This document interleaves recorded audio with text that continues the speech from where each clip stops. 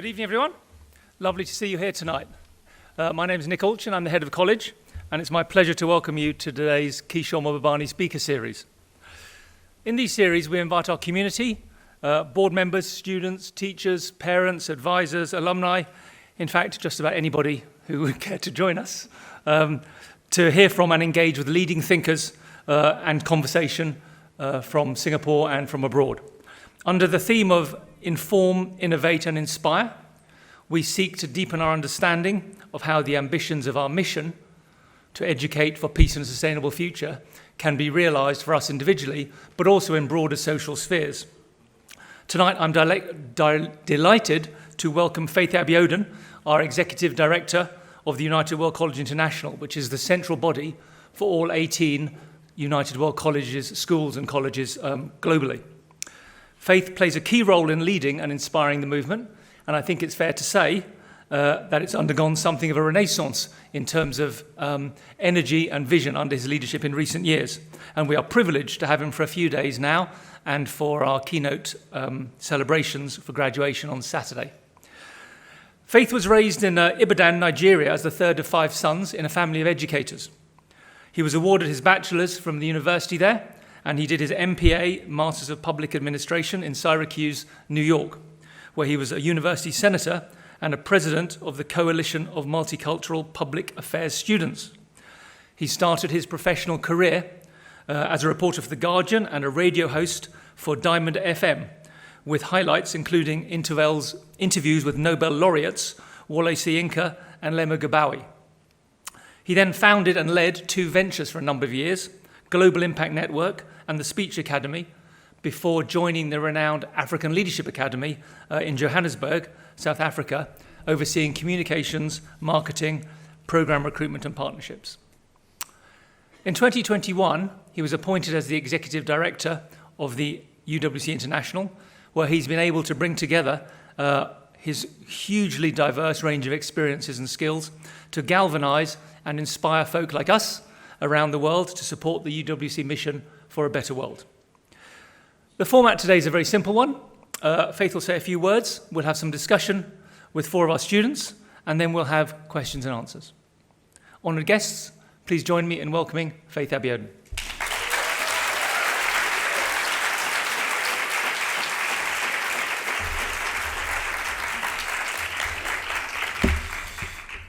Thank you all so much. It's a huge privilege to be back here. It's just 2 years ago since I stood right here. And I've really enjoyed this last day and a half being with the community here and on East Campus as well. Of course, the best time is always with students, so I'm glad we have a chance to do more of that this evening as well. I want to thank everyone for being here, parents, guests, friends, members of the community. It's a huge privilege to see the movement in different shape each time we come together. And you are all really treasured members of our global community. So thank you for your time here.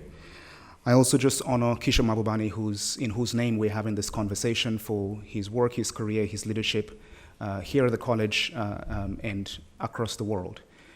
The theme for the evening is really about the UWC mission, about education as a force, and having this chat about the future of the UWC movement. When I began to reflect on the theme a few days ago, this question of education as a force became quite prominent for me. I was thinking about the word force, because it's quite a pregnant word. It means different things to different people.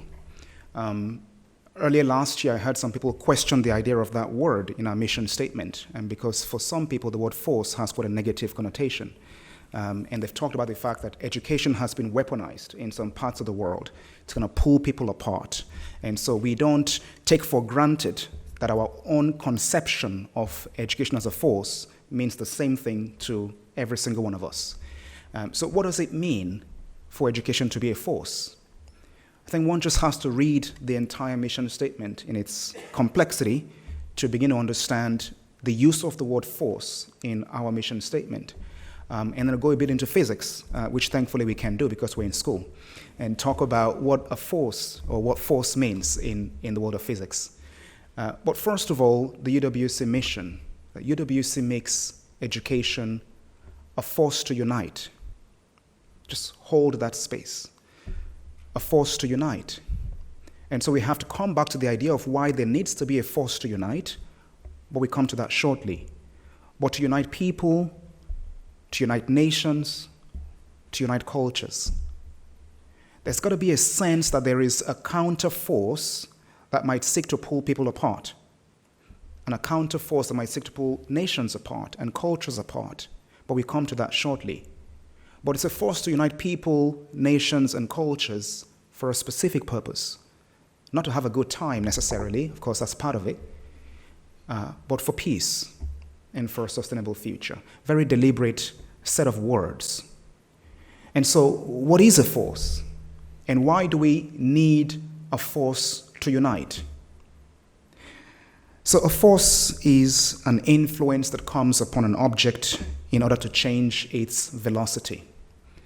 And velocity here speaks to kind of speed and direction. And that helps to counterbalance other forces in physics. Now, I wasn't great at physics, so I'll stop there, right? But I have just enough understanding of what force means. It's something that changes the speed and direction of a particular object or structure. So we need something to change our direction globally. We need something to change the speed at which we alter our direction. And for UWC, that's education. We need to change something. Now, so why do we need a force to unite people, nations, and cultures? It's because, probably left to themselves, people are facing what we call centripetal forces. Back to physics. Are there any physics students in the class? I don't see any hands. Where are the physics students? There's one, thankfully. 2, 3. All right, so we've got centripetal forces and... Come on, don't let me down now. Centripetal forces and... Centrifugal forces. There are some people in the class. There are forces that seek to pull people apart, and some can bring them together. Our job is to focus on the pull forces because there are push forces in the world. And we'll talk about them as we come into a dialogue.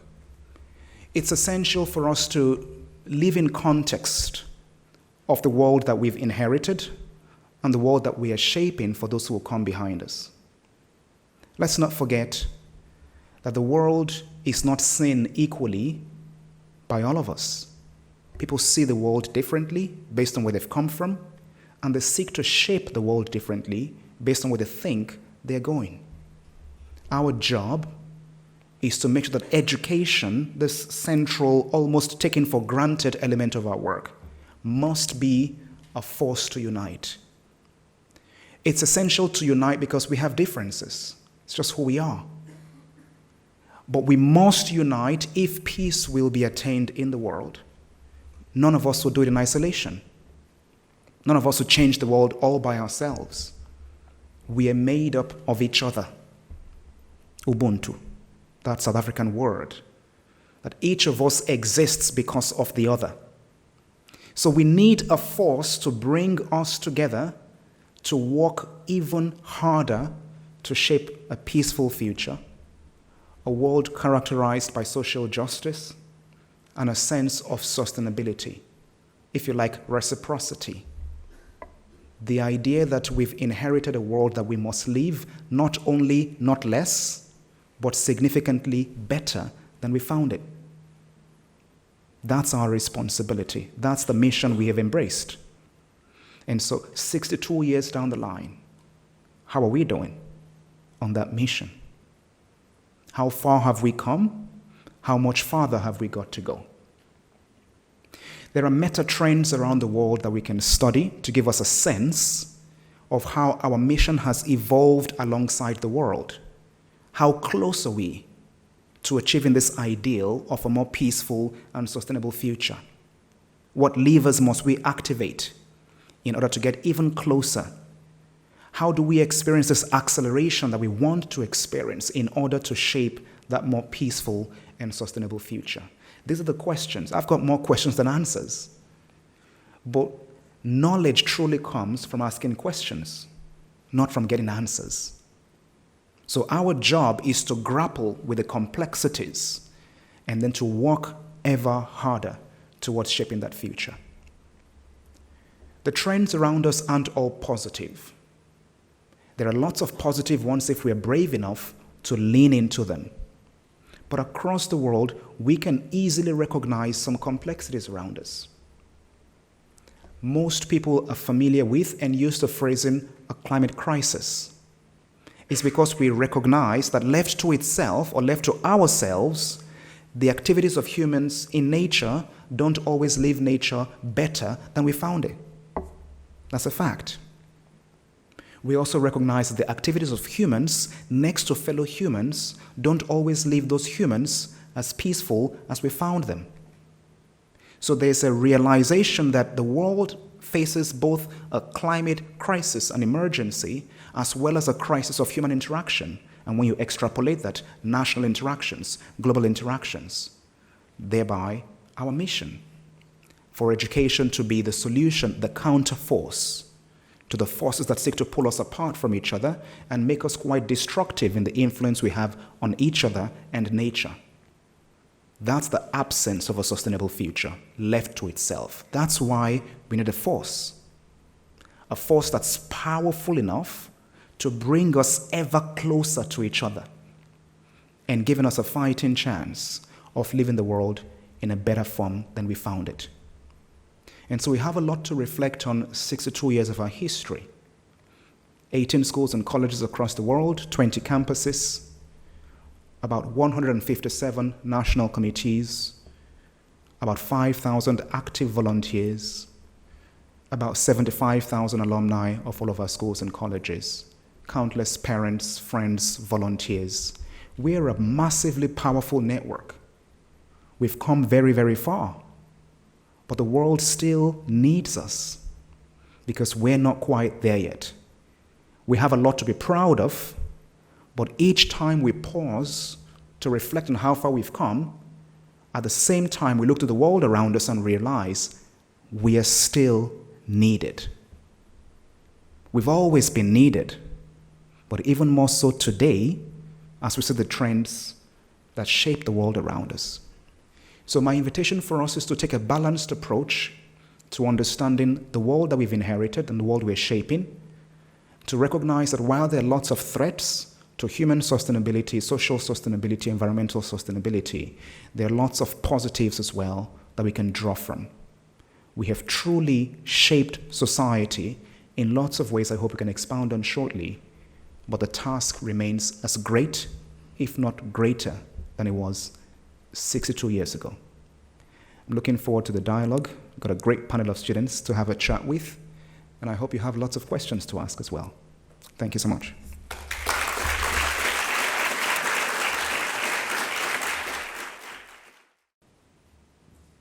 Thank you, Faiz. It was lovely and insightful presentation. It's not your first time joining this speaker series. You first joined the speaker series in 2021, just after 2 weeks after you joined UWC International. So as we start the second part of this evening, I would like to thank you again for joining us in this speaker series. I have my peers here, and we will have questions about your personal experience and the theme of the night, education as a force to unite people and nations.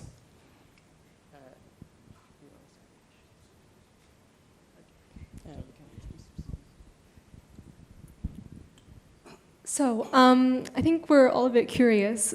Could you introduce yourself, maybe a little bit about your background and how you got to where you are today, and how maybe education has shaped that? Thank you so much. I'll happily do that right after you tell them who you are. First, Besufika, tell them about yourself. Hello, everyone. My name is Besufkat Kende. I am from Ethiopia. I joined UWC in August this year. Great. Hi, everyone. My name is Deng. I'm a South Sudanese by nationality, though I've lived in Uganda for quite some time as a refugee. So I came to UWC via the Uganda National Committee. Yeah, this year I'm in grade 11. Yeah, that's a little bit about me. Hi everyone, I'm Harshini. I'm also in grade 11, and my journey at UWC started in grade 9. Prior to that, I lived in quite a few other countries, but I've been in Singapore for the past 8 years now. Hello everyone, my name is Clara. I'm a national committee from Brazil, and my journey in UWC started this year in grade 11. Awesome. Now I'll try to answer your question. It's a privilege really to have this space with you guys because we're going to have a chat, right? And we're going to invite everyone else to be a part of the chat because this is education as a force. Because look at where we've come from. I've come from Nigeria, you've come from Ethiopia, you've come from South Sudan. You didn't tell us all the countries you've come from, but you mentioned a number of countries and then Brazil. This is not so typical in the world all the time that we can be in dialogue with each other in a casual, almost taken for granted way. But this is powerful, and I don't want us to normalize this and then ignore and just kind of gloss over it, that this would always happen this way. There's a force that's brought us all together, and I want us to protect the idea of that force and keep thinking about why we need to come closer to each other as we have this conversation. Thankfully, Nick has kind of talked a bit about my background, so I don't have to rehash where I've come from and how I've made it here. But what's quite useful is why UWC for someone like me? Why did I want to be in a position of this nature, and why am I privileged to be in a position like this? Nick mentioned when he was introducing me about the fact that I come from a family of educators, and both my father and my mother built their careers in education. But it's not to be taken for granted that they were always going to have access to that. Because where they came from did not necessarily position them to be successful in their careers. We are beneficiaries, we're representatives of opportunity.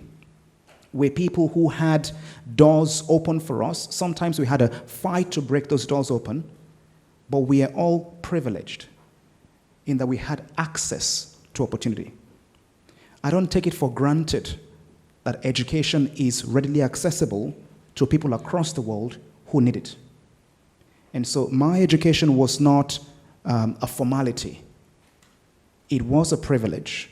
And ever since I came to that realization that I was privileged to get access to an education, I have sought to pay it forward for as many people as possible.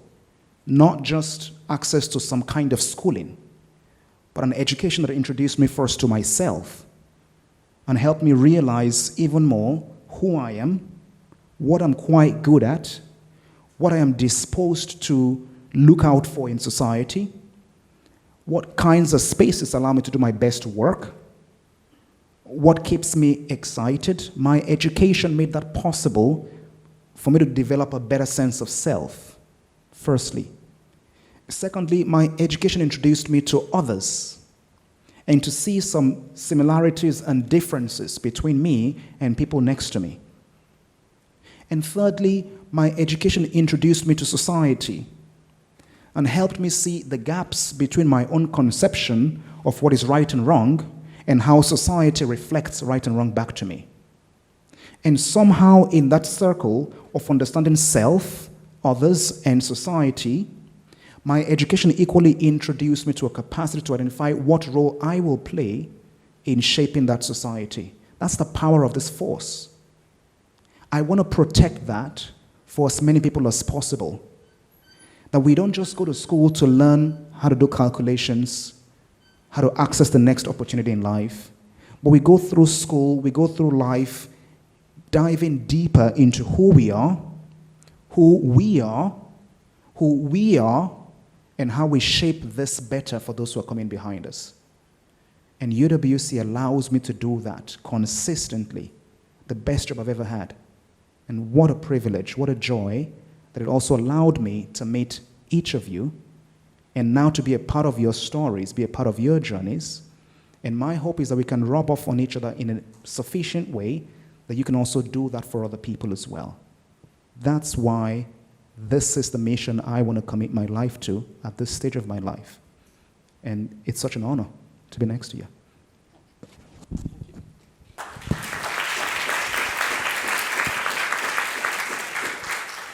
So I just want to follow up on that. And everyone experiences ups and downs in their life. And I believe the toughest part is to sustain success. And what keeps you going after achieving something or getting something in your life? I'm going to come to you next. Because I think this is, we can build off each other's experiences and then find resonance in how we've all come to this. I'm keen to kind of pass that around, and then we'll come back to my response. And just want to ask you, what keeps you going when you experience something positive or sometimes maybe something quite negative in the road? How do you bounce back? How do you keep moving forward? What propels you as you go through life? And we're going to move around in a circle, but I want to begin with her first in the middle, and then we'll come back to you. Yeah. So I think for me, what keeps me forward after I experience, whether that's like a success or even a drawback in life, I think it's just about going forward with what I want to do in life, like how I want to impact my community, how I want to leave an impression on the people that I meet as well. I think that's something that's been really important to me. Everybody that I meet, I want to have a positive impact on them. I want to learn more about them, and I want them to know more about me as well. So I think for me, that's something that's really important, yeah. I want Deng next, and then I'll come back to you. Deng. Hi, everyone. One thing that keeps me pushing all the time, when my dad passed away, there's one thing that he told me, and it keeps me pushing all the time. He told me, Deng, you need to keep going. There's some good in this world, but it's all worth struggling for. So there's a lot that I've gone through, and there's a lot that I still, yes, I'm going to go through.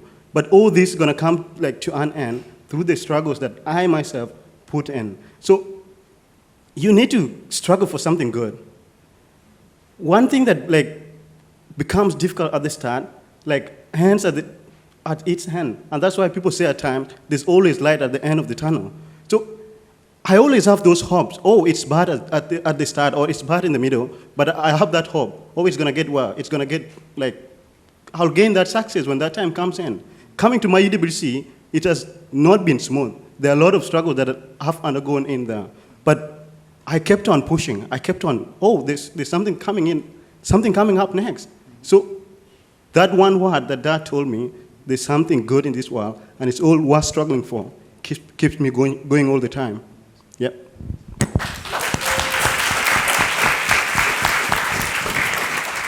When Deng talked about what his father said, and I was still wondering about the question, I remember one day, like when I was talking with my grandfather, and he was like, I was a little young, and then I was starting to make my life in social projects.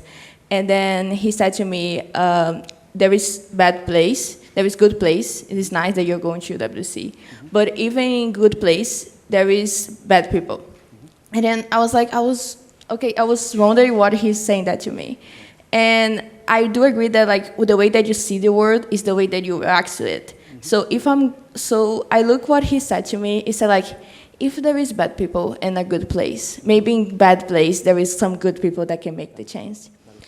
And I started to wonder that if I feel that I have to make a change, I don't believe that I'm the special one and everyone like don't care.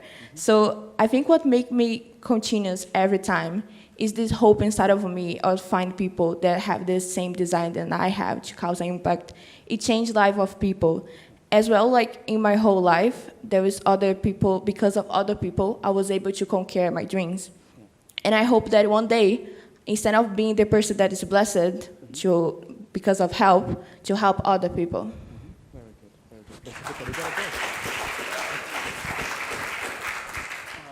My question. You gotta go. Okay. I think what keeps me going after achieving something, or what I call an achievement, that the fact that I have seen struggles and I've seen so many disparities between people, and there is always something in my mind that I have to make something, I have to give something in order to give back something to my community, to where I come from. And my achievement is not only about myself. It has to be, my achievement has to impact others. Otherwise, it's just living by myself. And as long as there is something that I'm like, the impact that I want to have, I always look back to that, and that keeps me going.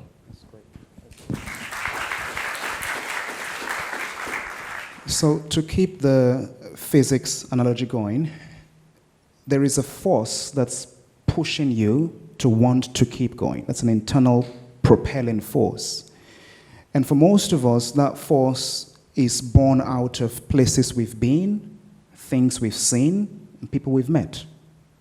Right? For you, it's your father. For you, it's your grandfather. For you, it's those experiences you've had. It's the places you've been. I have those same experiences. It's the places I've been, the things I've seen, and the people I've met. And now the people I'm meeting as well. That's what keeps me going. So sometimes you are being propelled because of something you can't afford to go back to. I've seen some bad, and I can't imagine a world in which that becomes the norm. I'm going to keep moving forward.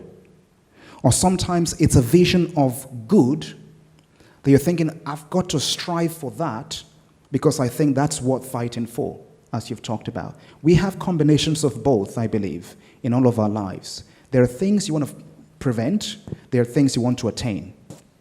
And we can break it down in more personal terms about some of the highs and lows that we've had. But personally, I am propelled a whole lot more by a vision of what's possible. And most times that hope is fueled by time spent with folks like you, realizing that I'm just a few steps further ahead than you are on the ladder of life, and I can already see some things that will help you go so much further than I ever would have had a chance to do. And my solemn responsibility is to put a brick in the ground for you to step on. That's my job. That's what keeps me going, because the value of my life is made up of the collective value of all of your lives. That's what gives me joy. That's when I can sleep peacefully at night. The world might be a mess in all kinds of ways, but if I've done some good that helps someone else believe in the promise of a better tomorrow, I've got joy. I believe it's worth it. So don't lose what you've got as well.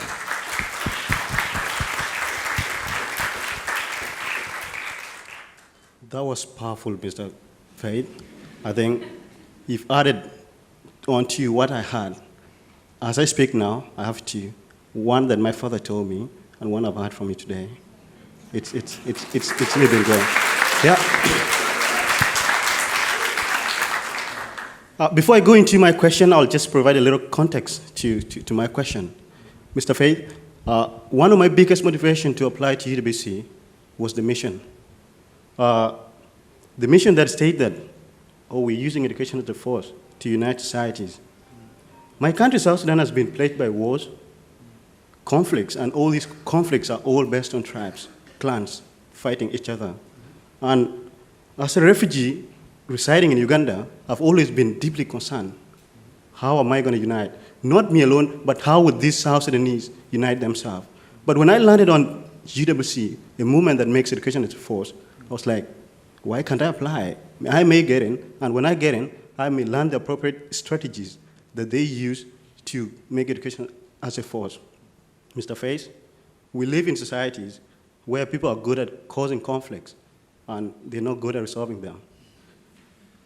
My question, how can UWC further integrate conflict resolution and peace-building skills into its curriculum and extracurricular activities to empower students to become ambassadors for peace and agents of change in their communities and beyond?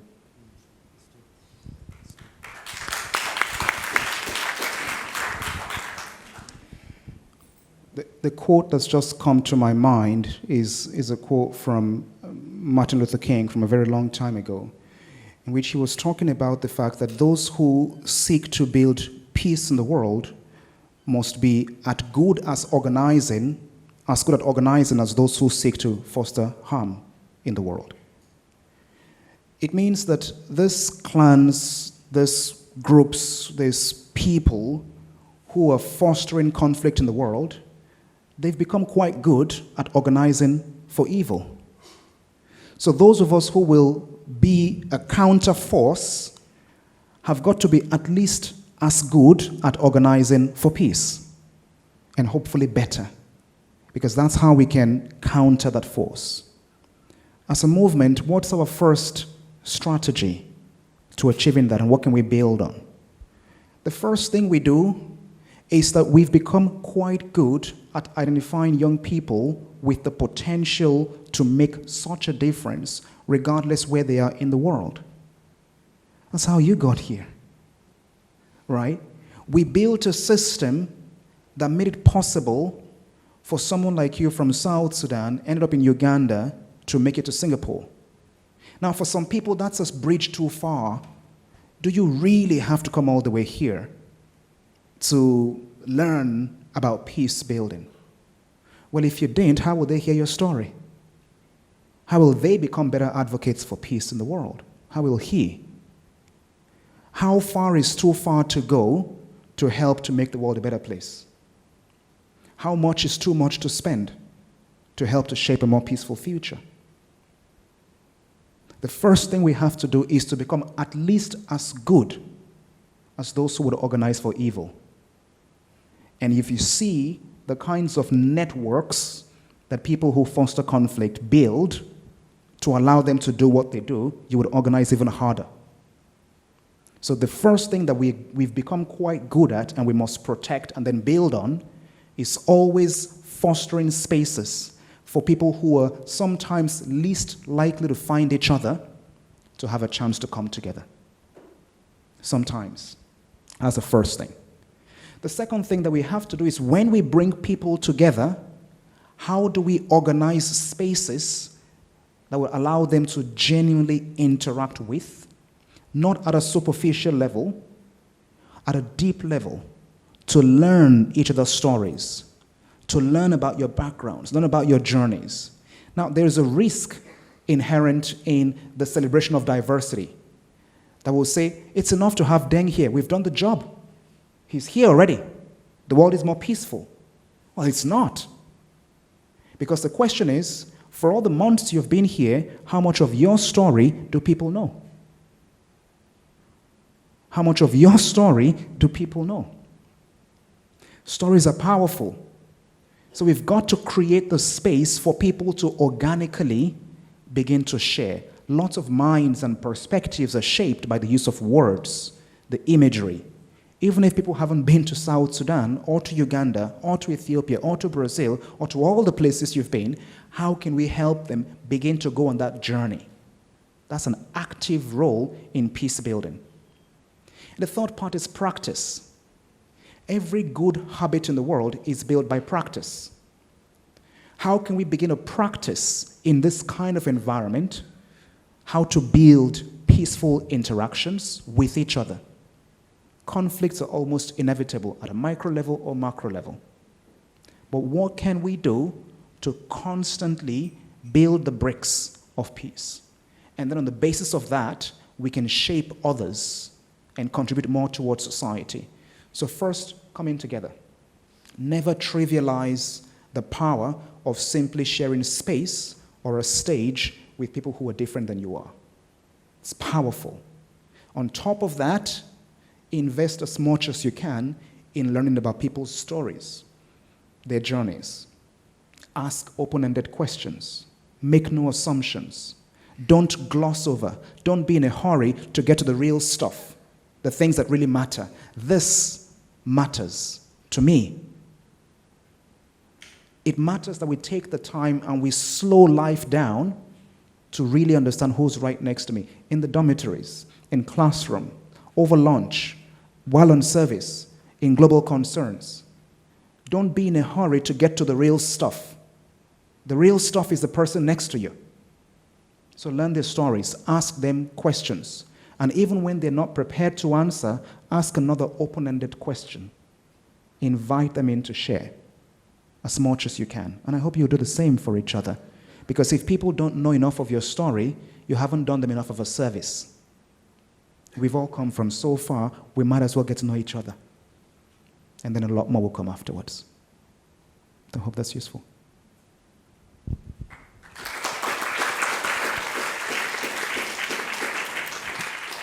Wow, that was really impactful. The real stuff is the person next to you. I think that's such a lovely quote. Yeah. You mentioned quite a bit about, in your speech, as well as in one of the questions that we've asked, that educational inequalities exist and that it's difficult for people to access education, especially depending on their background and their environment. So I'd like to ask you, in your view, what are some of the initiatives that have been taken or could be taken that have the most potential to address educational inequalities and bridge gaps between people? I think first now you have to tell people what are those countries are that you've been at, because we've been waiting to find out what are all these countries that you kind of glossed over a little, because I want to know your story a bit more. So would you tell us a bit about where you've come from, then I'll come to the question.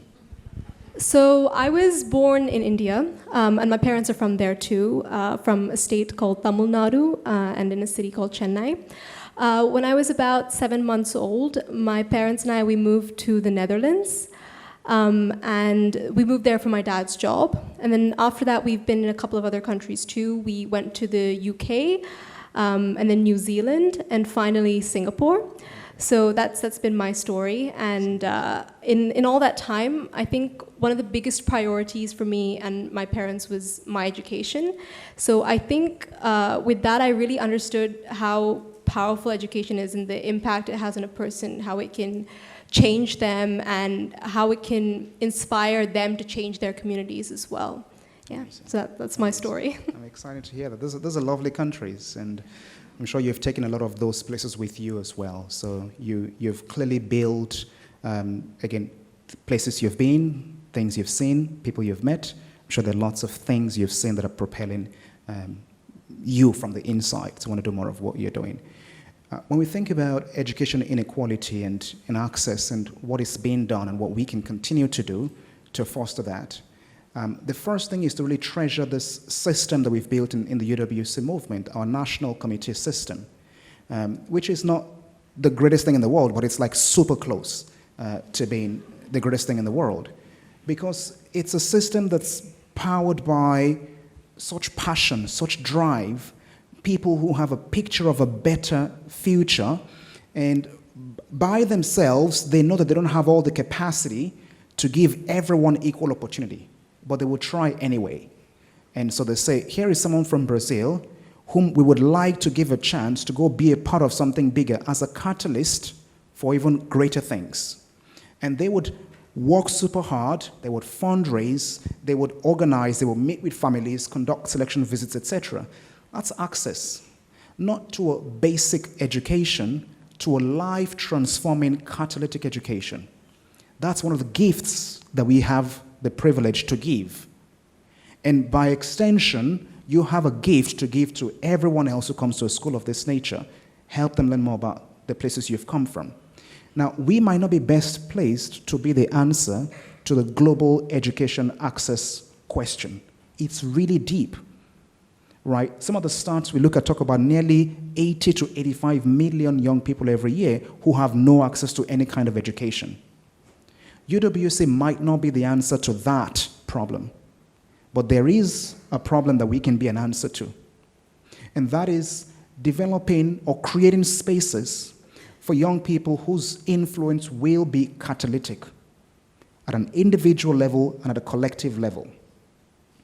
In a world that is in search of lasting peace, in search of social justice, in search of long-term sustainability in the world, what we need the most perhaps are active citizens, global citizens, and transformational selfless leaders. Those are the two things that perhaps we need the most. It's what can each of us do within the spaces we occupy, and what can those of us with influence do to pull up all of society together. To those two things, UWC can be the answer. UWC is already a strong part of the answer. So if there are 4 of you on stage and at least 100 of you who are coming every year from across the world, joined by another 300 plus people every single year from within this community, from all over the world, we are now in the business of shaping the journeys of people who will be active global citizens. This weekend, about 570 or thereabouts people collectively, or 600 plus, will be graduating from the UWC structure. That's 600 plus extra active global citizens that we've had a chance to shape for 2 years or for 14 years. That's one of our best contributions to shaping the world. Some of them will then go on and launch massive educational programs that will reach far more people than we have capacity to reach. That's our work. Some of them will go into public sector spaces and actually develop policies that will influence the lives of millions.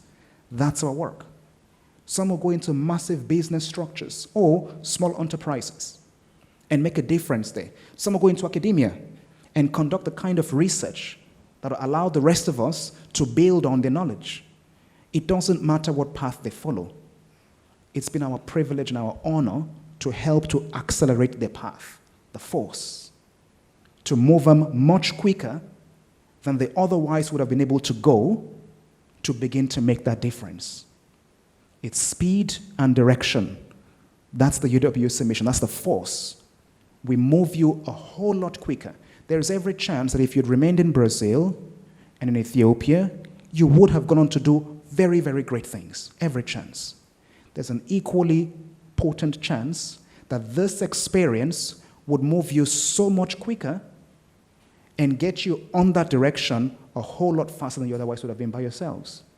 That's the role we can play. We must embrace it and do the most what we do the best.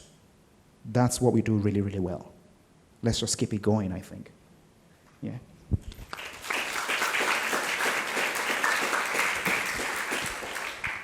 So giving a little bit of context to my question, different for her. I just live in Rio my whole life. And when you talk about education as a privilege, I could deeply understand that, because since I arrived here, I'm from a national committee, and when I get the scholarship, when I get the opportunity, my mind is always looking back to Brazil and think of every young people that didn't have the opportunity to do so.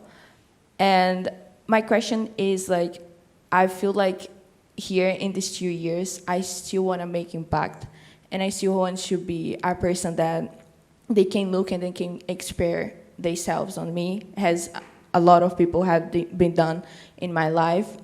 But I know that sometimes our actions don't have cannot touch people as much as we want. I don't have the power to talk with every young person in Brazil and tell them our story. So how we manage to lead this idea that we are not superheroes, we cannot change everything. How, and you that has such a big impact and big projects with young people, how did you lead with this feeling that I'm not doing as much as I could, or how I'm not doing enough, I could do better? Because it's something that I feel most of the students, they feel like that. They feel that I should have done a better impact. I should have done better, even though they are doing great. I'm just curious about what service projects you're a part of now, here.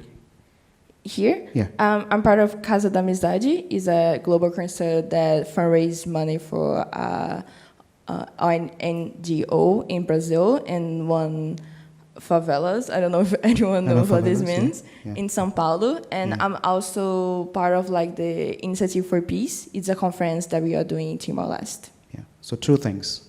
You're fundraising for favelas in Brazil, and you're part of Initiative for Peace. How many people roughly might benefit from the fundraising for the favelas? Approximately 2,000 kids. 2,000 kids? I believe so. I'm just... Wow. Yeah, it's a big project there, actually. Yeah. And you were wondering if you're having influence. Yeah, but it's exactly what I'm saying. It's this feeling that more. That's 2,000 extra people, I know. at least, whose lives are becoming better because you're here. at least 2,000, and then the families and a bunch of other people in extension.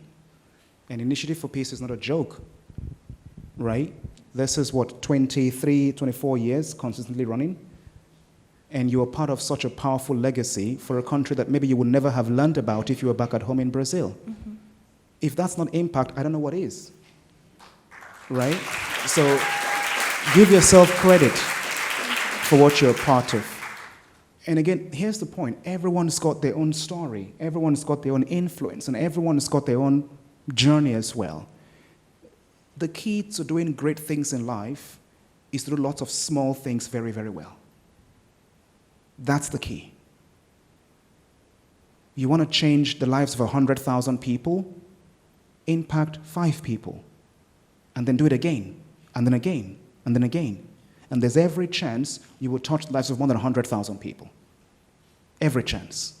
So by not coming to a place like this and simply studying the IB and getting out of here, you've kept Brazil in your heart, right?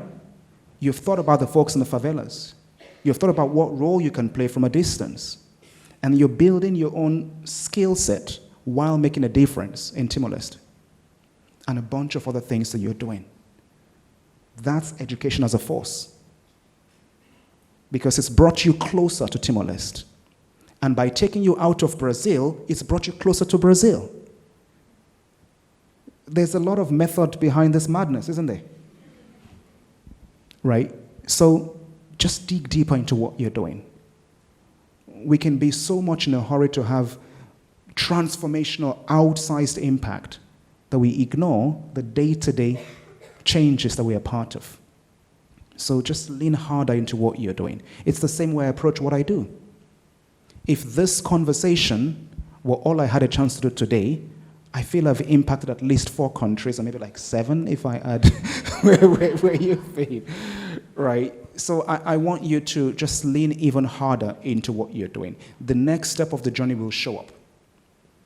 If you just do so well what's in front of you, the next one will show up. That's the genius of life.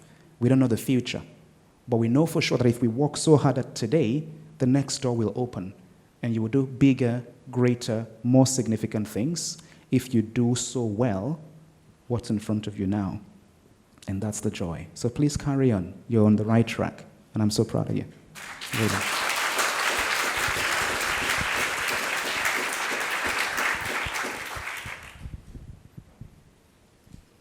I've had the chance to talk to you in UWC, Thailand. We spent like 2 hours approximately, and it felt like 2 minutes. And that's how I'm feeling now. So I will now move to give the chance to the audience. So audience can ask questions right now. You can raise your hand.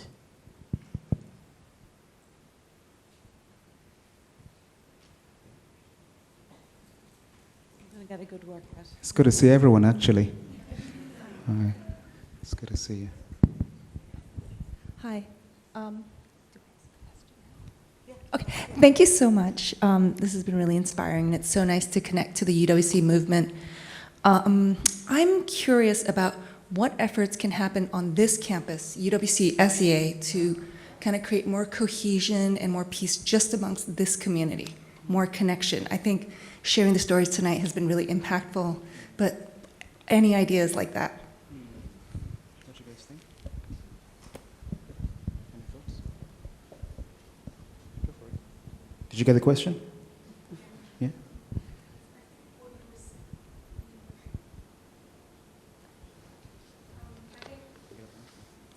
Push up. Hello? Oh, yes. I think what Mr. Faith was saying about the everyday interactions that you have with the people around you, I think that was a really good point about how it starts from the person next to you, and it starts from within the community, talking to different people, learning about where they come from, and understanding their perspectives, their cultures, and where they started from, how their environments and backgrounds have impacted them. I think that's where it starts. Do you guys have anything to add? I believe that it's a big school, and sometimes it's hard to find your place here. But when you follow like your passions, like it's such a big school with so many opportunities and so much clubs and so many like opportunities to find people that find the same interest than you, to find a club, to find a project. I think a way to interact more, everyone, is to find the person that connects with what you want to do in the college, in the school right now. So like we have Ideas Hub, we have, for my personal experience, and I have like learned how to do so many stuff with so many creative people there, and the kids younger than me, they are able to like create a robot. Like this is amazing, and I think like make this connection with people from grade 9, grade 8, and me has a grade 11. It's the powerful thing, like how a kid with like 14 years old can teach me how to create a robot that I even know how to create a clock. So I think this is a powerful thing in this school.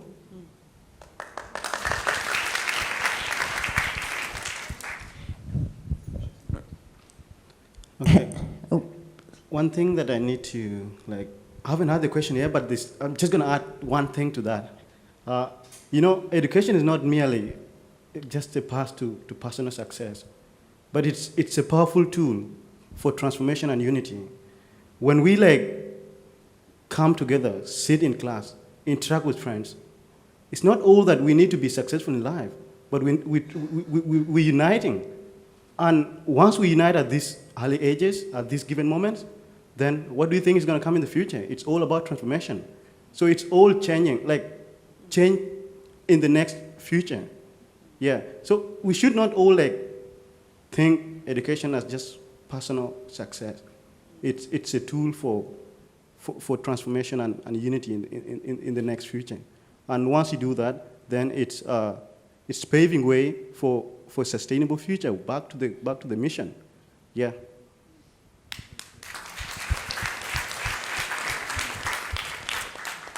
Hello, I think I've got a question. My children, are very privileged, but they don't actually realize it.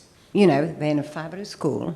They've got some tremendous, students there who they could learn so much about. And I think it follows a little bit, what the other lady said, is there something where, so my son, for example, grade 8, and he would learn so much about, those students who've had a completely different background, and actually realize how lucky he is. And, at the age of 14, I think he has no idea. And, how can you, and talking about, having those opportunities for all those fantastic students who've been so privileged to come here and lucky to be here, to share that with a lot of our students here who have no idea. Parents pay for their education, and they just don't realize the wealth and, the diversity and what all those fantastic students can bring to them. We're getting to the heart of community building in an environment that's as massive as this one. It's just a microcosm of the world, to be honest. We pass by so many people all the time, and we are so keen to get to the next thing that we miss what's right next to us. So the key is, the question is, how does one foster enough small spaces in a space as big as this? Because we probably won't all get together all at once and hear the same things and take them all in. But can we have bite-sized conversations? In my previous experience, we would have a weekly assembly, and 7 minutes of that would be called My Story. 7 minutes to tell a portion of your story. And every week, someone tells 7 minutes of their story. It doesn't have to be a doom and gloom and I came from war and all that stuff, but just slow life down and share for 7 minutes some version of your story. Consistently, it's one of the most empathy-building exercises that we can have. 7 minutes to share some version, some portion of your story. And life goes on. But very likely, for the next week, that 7-minute story would remain in your consciousness. And then you build on top of that every week. Now, can we facilitate spaces for that over lunch? Can we add that in some way to part of the classrooms when we're in global concerns, when we're doing service? can we create in each of those bite-sized spaces? Before we get into the whole thing, would someone like to share some portion of their story? 5 minutes, 7 minutes, and then we get on. And I think that simple activity, because we probably won't build a whole community together. It's hard to get everyone on the same wavelength across ages. Even the teachers should share their stories. Bite-sized, age-specific, age-appropriate storytelling. And then parents, when you come together for some kind of school activity, can we always create space? In a small circle of 4 or 5 people, can you share something about your story? Or your day? Or your family? Because empathy is just built on those foundations. Let's not be in a hurry to get to the real stuff. It's right next to you. That's the real stuff. And let's not gloss over it. That's my contribution.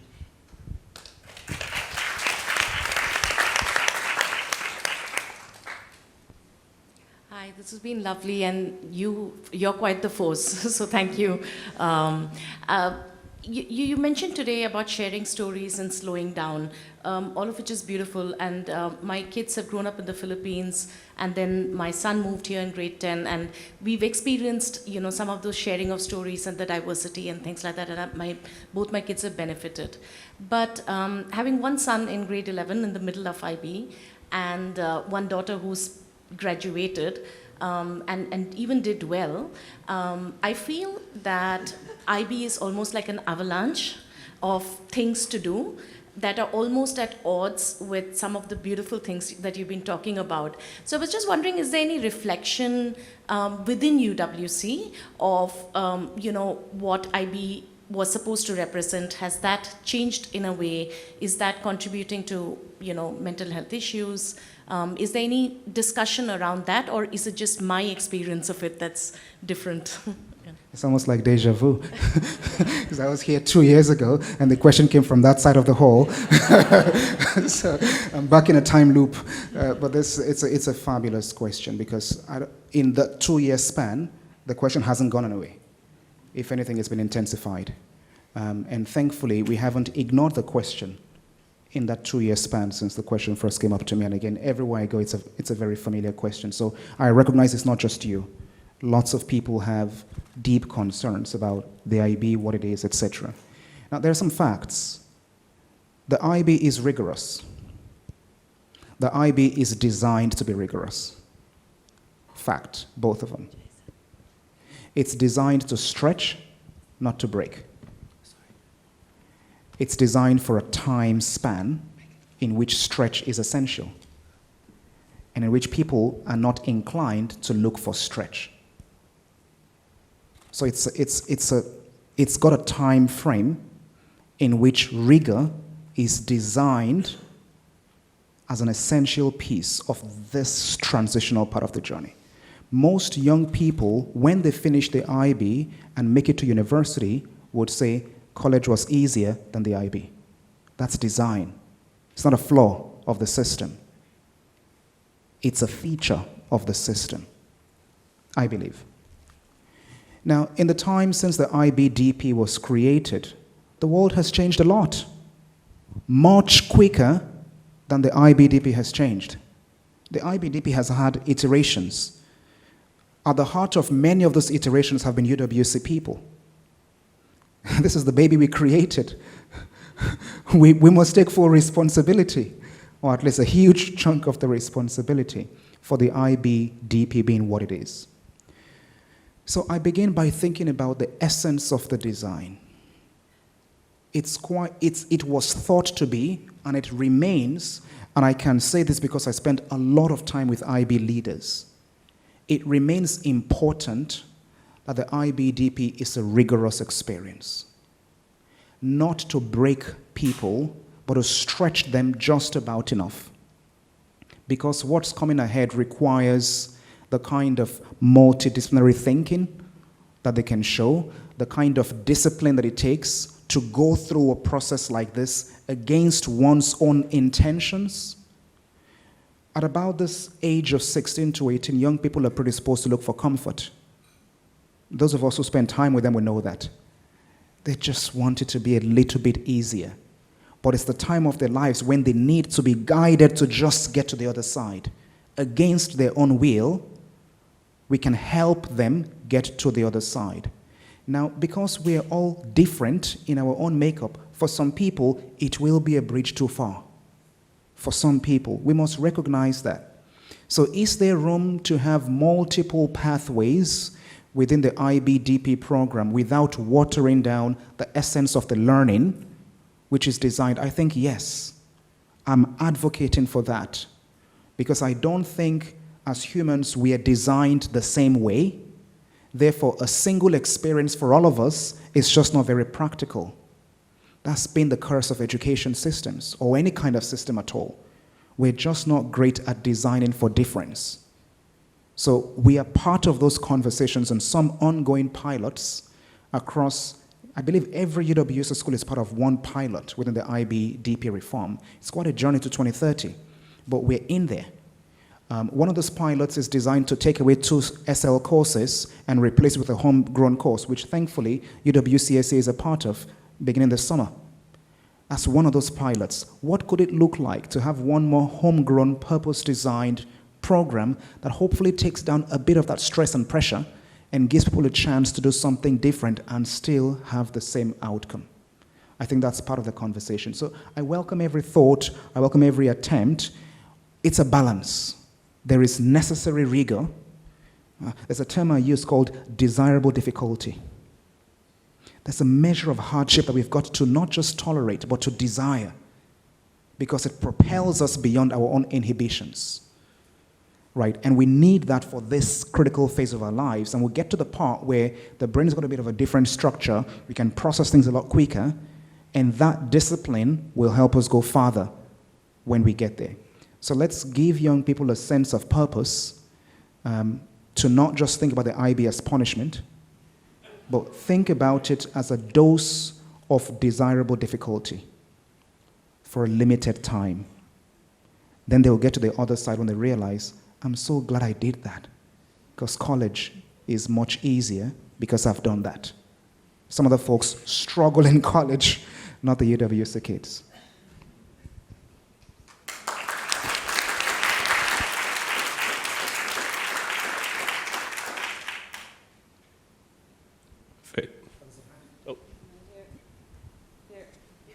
Me?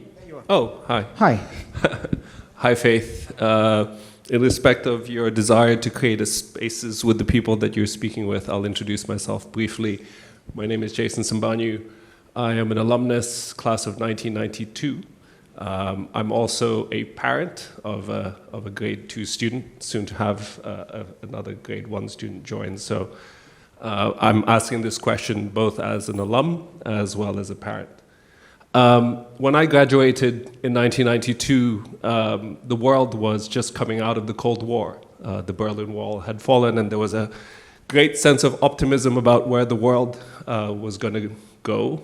And I think it's safe to say, 32 years later, we are either in already or about to enter a new Cold War. So it's a little sad for me, having gone through the experience of seeing the optimism and the brilliance that comes from a world that's becoming freer and more open, to see us going the other direction now, which is a world where you have multiple narratives, multiple views of what the future should look like. And I wonder, what place do you think the UWC movement has in this new multipolar world where barriers are being erected socially, politically, and economically as well? And what do you think the UWC movement can do specifically to build bridges across into countries which may be on the quote-unquote other side of the wall, right? And of course, today's age is very different in terms of information flow and so forth. But what could we do, for example, to reach into countries which at the moment might not be in the favor of the countries that we come from, right? Because generally speaking, you could say that most of us probably come from countries that fall into the, let's say, the free world category, right? How can we build bridges into those countries which are not part of the quote-unquote free world, or becoming less so? And do you think there could be even more? Can we do even more than simply reach out through the national programs, for example? Even establishing schools in some of these jurisdictions that may fall outside of the usual suspects of places where we might want to grow the UWC network? Fabulous question. Yes, fabulous question. Over lunch with, most of you were at lunch, 2 of you were at lunch with me today, and you were asking questions about new UWC schools and what else can we do, and you pushed me in particular about what UWC can do for those people who don't make it to UWC, etc., and how else we can have an influence. Do you have any thoughts about what we should be doing? And then I'll share some thoughts of mine as well. I want to hear your thoughts on this. You gotta put it on. Push up. Yeah. Okay. So I love your question because we can see that how world is divided in the macro view and then small views sometimes. And if in the small view, if in the class someone don't agree with you, you can see yourself being like, I don't want to talk with this person anymore, or something like that. And then we look at the macro world, that is more difficult than just like, I don't agree with this person. And the reason why I applied for UWC for the first moment was because I visited the exactly same story. Like, Kurhan created UWC because of the Cold War. And then when I'm here in UWC, I see the world being divided again and again and again. And how could we impact the kids and then everything with the war that is coming? I think again, I know that will be a little bit repetitive, but is understand that we will not be able to change the world first alone. Like, not will be just UWC that will change the world. It's not these 2 years that I'm here that will make I change the world, but like, I'm being prepared to do that. And most importantly, there is here, for instance, there is 5 different words that are being impacted and changed because of this conversation at last. And every single person that is here is a different word. And it's like if I try to connect, if you understand the person that is here next to me, and I try to change their words, they will understand that, and then they will. And if we teach more people to do the same, there will be like an avalanche of people trying to make the world better. I'm not saying that we all be able to do that, but we have to try, because as he said, there is people that want to do the opposite of us. There was people that want to divide, and we have to work hard. Even if we are not able to change everything, we have to make an impact. We have to make our choice, even though it's hard.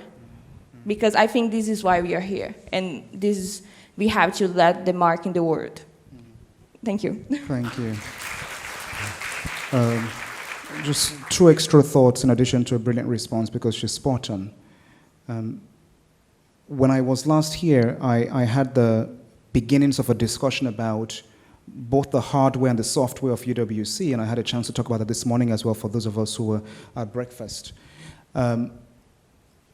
I like the concept, and now we have to practicalize what it means for UWC to have exponential influence, especially on those parts of the world that are a bit more closed off. A UWC school by itself will not change society. It will be part of the change of society. It is influencing this society and many others where they exist. The growth or the exponential influence on those societies can be quite stifled by an inward-looking focus on running a school. What influence can a school really have on its local community? It turns out a lot, if it doesn't focus exclusively on the core business of teaching and learning. Service is one of those extensions, but just one. There are many expressions of how we can reach out, both with our capacity as a limited community of people, and then through the people whom we influence, who then have exponential influence on people.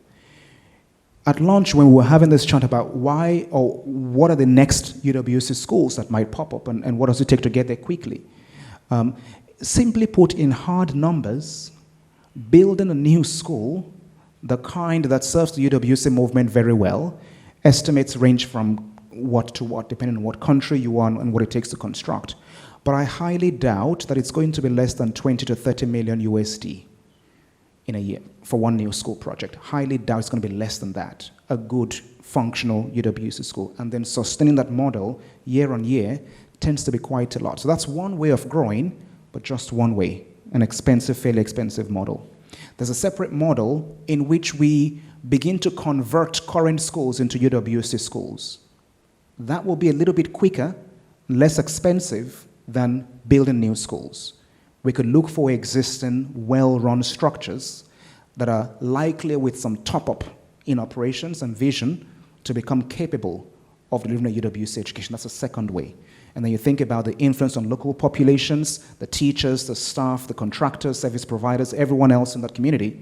That's still not quick enough to transform those societies. Maybe we then think about like an affiliate school structure in which a school doesn't have to fully become a UWC, but kind of takes some component of a UWC model and says, we believe in UWC and we would like to be a part of the UWC broader family, and we can do X, Y, Z. That's a quicker, less expensive model of school growth. And then if we keep going down the line, we can walk through partner organizations and deliver a UWC version of a program for a month or 3 weeks or 5 weeks or 8 months, whatever version of that. You can grow from there. But none of those things by themselves get to the heart of deep societal transformation. We've got to pursue influence in the public sector, in the private sector, in the social sector, humanitarian sector, to actually really deeply turn the nature of a country. That's a little bit beyond the day-to-day work of education. So some would argue that's a stretch for UWC. Are you really in that business of lobbying governments and lobbying big businesses and publishing papers and all that? What does it take to change minds, to change policies, to change approaches to doing things? That's deep work. Now, we may not, by ourselves, as a group of schools and a network of well-meaning people and organizations, do all that work, because some of the work will be done for us by folks like this who would pursue those careers. And they will get to the heart of governments perhaps quicker than we would change those governments. So we can scale the hardware of our work, we can scale the software of our work, or different other kinds of expressions of our work. I think we must begin to think about a multi-pronged approach to influencing society. We've, for a long time, focused on the role that each individual school by itself can play in that community. Maybe it can touch a 5-kilometer radius of where it is based, maybe even a 50-kilometer radius. But the work of changing society is so much deeper. So I want people to think about the paths that they would pursue individually. And then for folks like you who are in a room like this, what's your sphere of influence? Who have you got access to? Because you are likely to change those spaces quicker than UWC can publish a paper, or we can pop up a school. So I'm very keen on the individual and collective roles that people like us can play. A teaser of one of the ideas that I've got in mind is a UWC network on public service. Very keen on that. Because personally, when I'm by myself and no one else and just thinking about how society changes, I wonder why people like me don't often go into public service. Smart, educated, traveled, well-exposed, articulate, we think we're too good for the public service. And the people whom we really deeply dislike are left to run the public service. We can't stand them most of the time. We just don't think they're that good, a group of people. But when we pay our taxes, we send our taxes to them to manage. Right? So we expect them, as evil and vile as we think they are, to somehow get good. And folks like us who think we are good don't see those spaces as where we can have influence. But there are offshoots. There are people like this who came to UWC school and who bravely pursued public service careers. I want them to come into a network with folks like this who might not be thinking about the public sectors where they would have influence. I want them in one network, having a conversation, because hope must flow. That's what will make it easier for people like me as well at some point to think, maybe it's time to put my hat in the ring. How else do policies change if people like us complain and do nothing tangible? So I think we will get there in the next 6 years for sure. We're building UWC thematic circles, networks around causes, around career areas. I'm guaranteed we're going to do it. It's in our next strategy, we will do it. And I want people who already care about those causes and are currently active in those fields. It might be the healthcare circle. It might be the sustainable cities circle. It might be the investing for social change circle. I don't care what it's called. But people who want to change society and who are actively organized through professional careers, through networks of influence, whatever it is, come into a circle. Let's inspire each other and begin to get into those spaces to have that influence. That's going to be a bit harder, but we must do it. And I think we are approaching the point when we begin to do it. We'll see how far it takes us, but we'll start at least. Thanks for asking the question.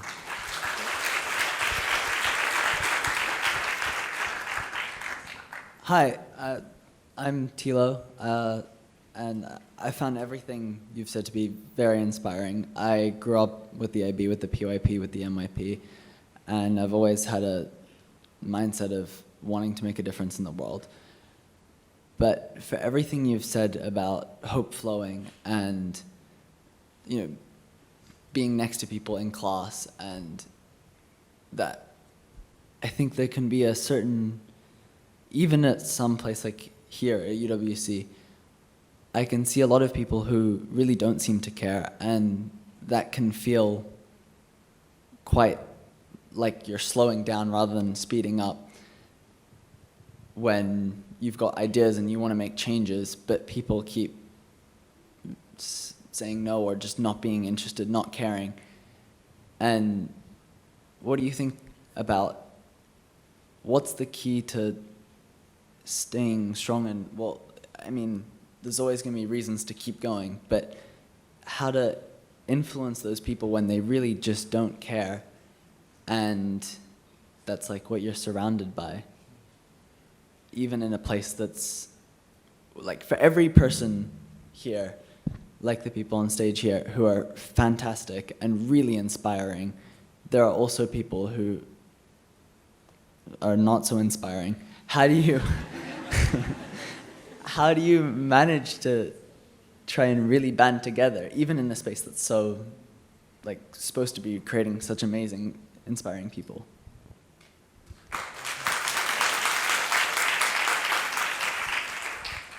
First thing I want to do is to give you credit for being here.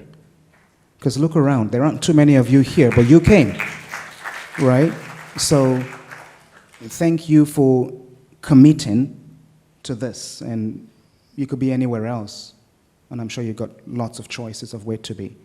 And we hung out this afternoon in the lab as well. It's pretty good to see you doing your thing and repairing stuff, right?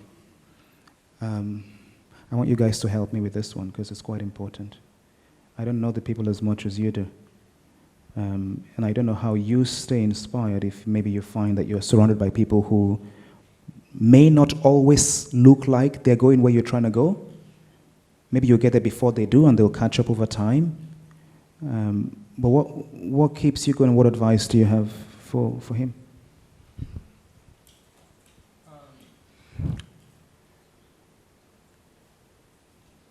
When I was going to Thailand for the UWC Congress, I had a chat with the teacher representative of my school. I'm not sure if he's here.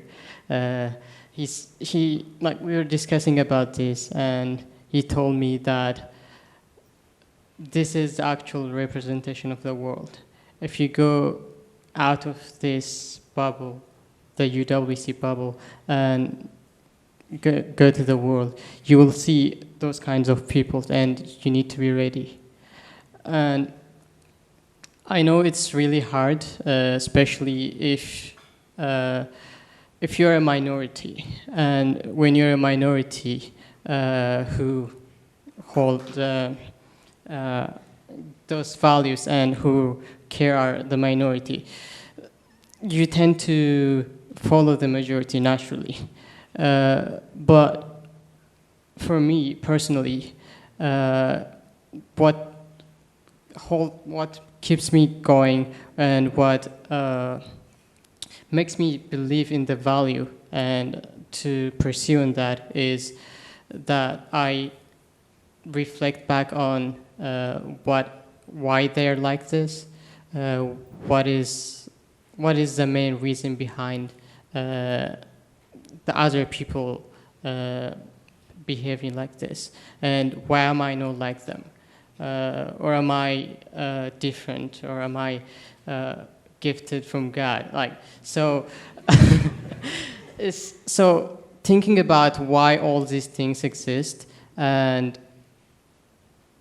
reflecting on that still keeps me going, and I try to hold those values and probably change their beliefs as well.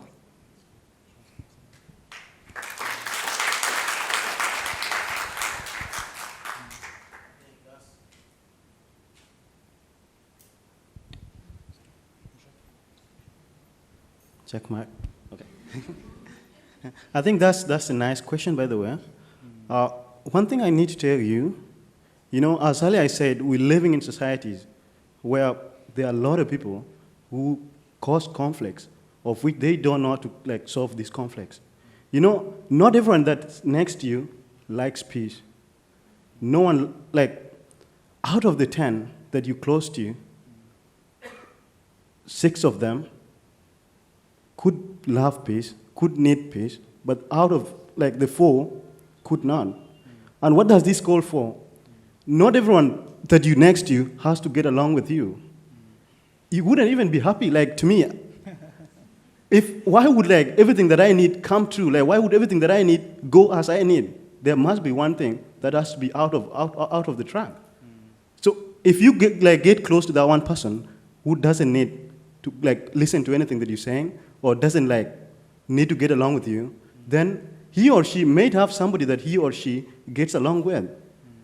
For you to connect, to bring that person to the track, then go to the back, look at him, talk to, see who talks to him, see who's a close friend of him, and then I think you can connect through that person to go connect with them.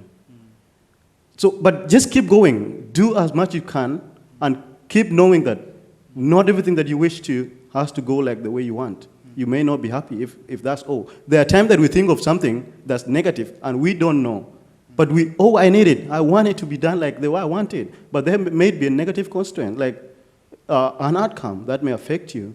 So if anything goes wrong, then look at the rest. If majority of it goes into your favor, more people get close to you and they listening to what you're saying, then it's fine. It's good. It's good to go by the majority, as you said. Yeah.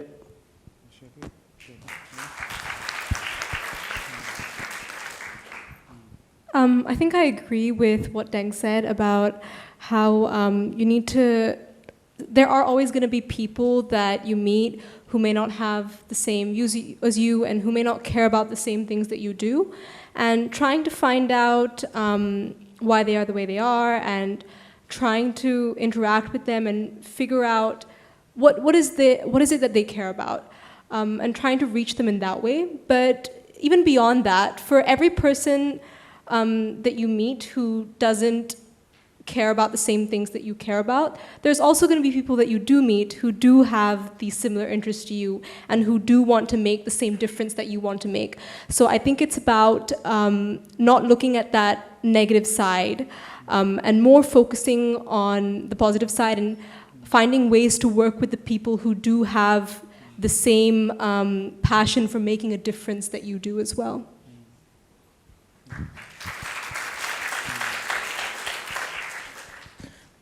I really understand your feeling, Tito, as I share in the forum today. One of the first things that I listened when I arrived here, I was really excited. UWC, yes.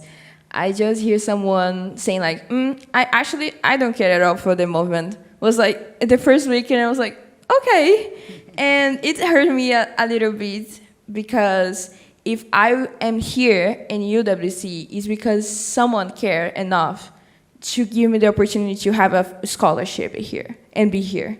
So when I listen to someone saying, I don't care, indirectly, I was feeling like, oh, she don't care about me being here. Like, she don't care enough. If a person, like, if no one cared, I will not be here.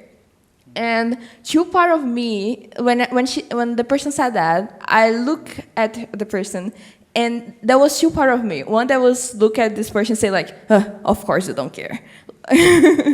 This aggressive part of human beings that we have inside of us, that instead of understand why the person don't care, is just trying to be far away and say like, you're different from me. But we have to remember that open-mindedness is also about to understand people who disagree with us and who don't care. Here, we have the opportunity to interact with people with different opinions than us, principally the one opinions that we don't like to listen. So instead of looking at the person and say like, I don't want to talk with you, I will be here in my bubble of people that just care about UWC.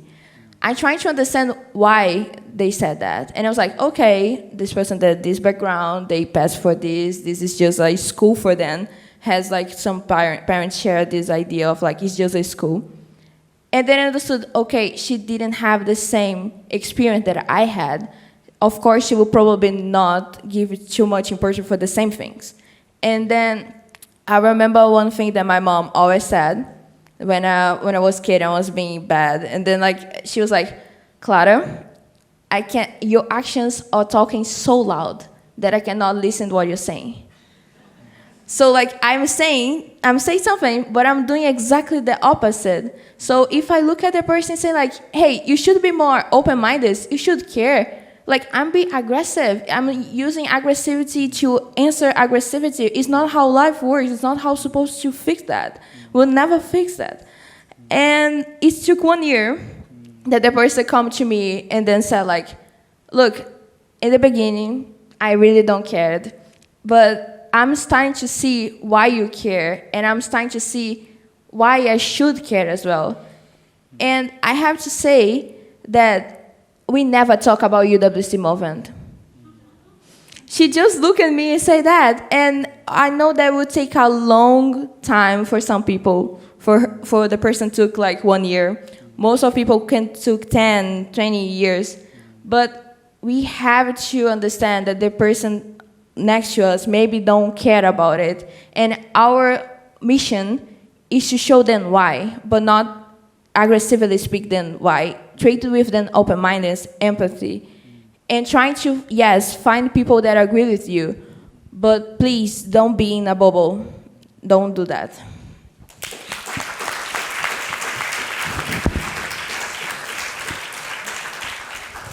May I speak to the adults in the room on this question for just a bit?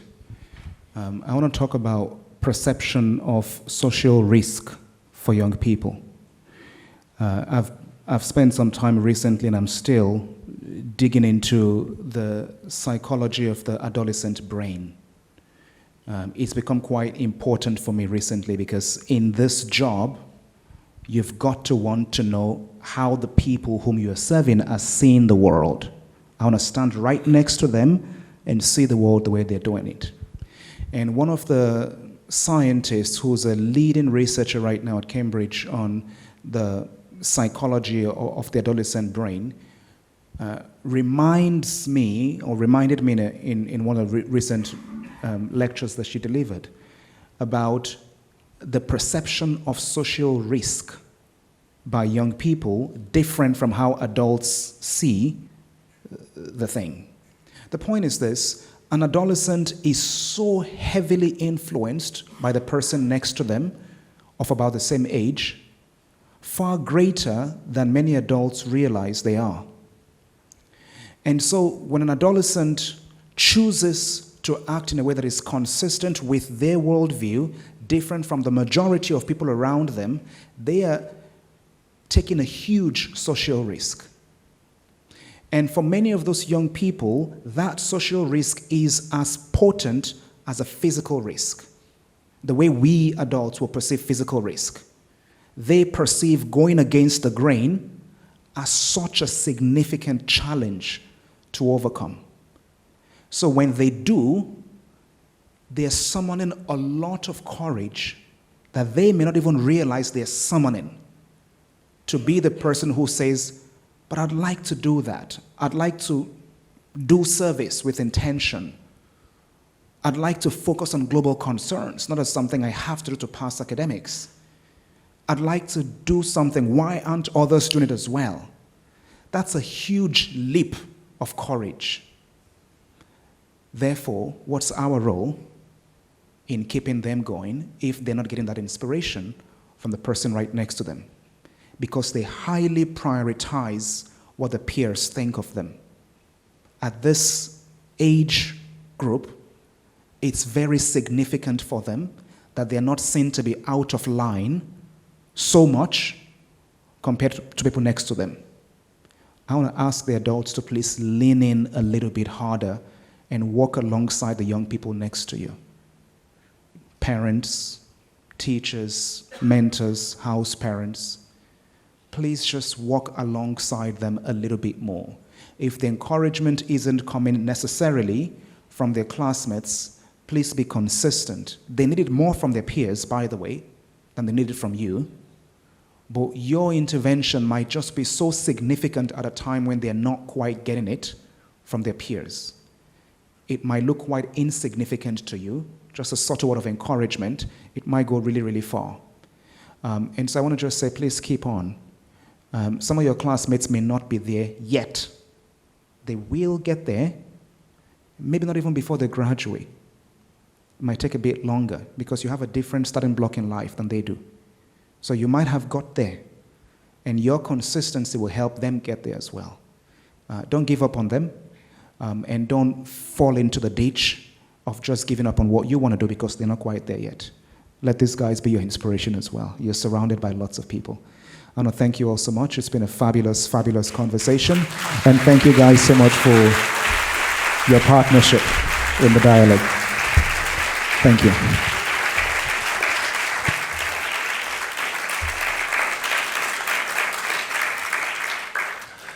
Thank you, Faith. In the business of everyday life, I think sometimes it's easy to forget to pay attention to some of the reasons we chose this college, some of the people around us perhaps.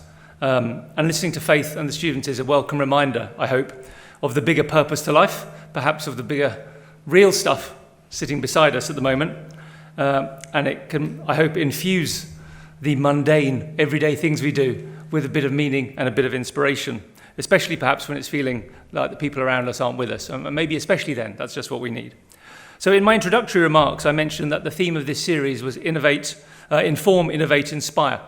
I think Faith and our students have delivered on all three, especially the inspire piece.